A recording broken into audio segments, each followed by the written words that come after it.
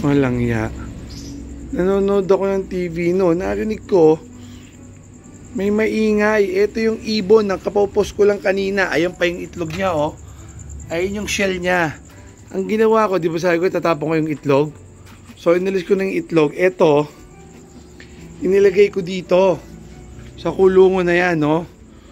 Tangina, makita ko, nakaganyan, no. Nakaganyan agad yan ngayon. Pagtingin ko. Tangina, daga talaga tumitira. Malaking daga. Walang ya. Wala pang ilang oras simula nang ipinost ko. Walang ya.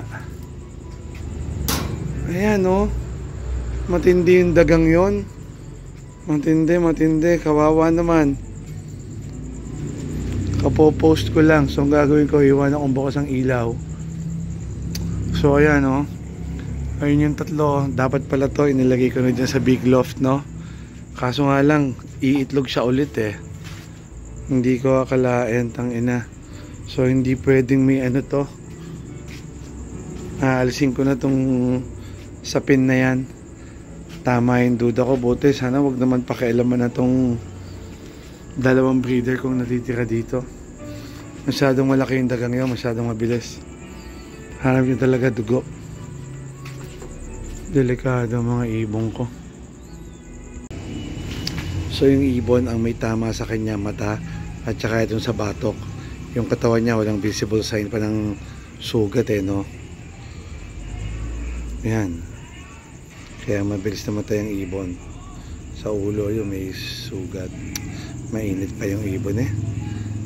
O kasalanan ko na naman kung iisipin. Nakakahawa naman itong ibon na to. Tangina, sana mahuli kitang hayop ka. So itong ginawa natin, no.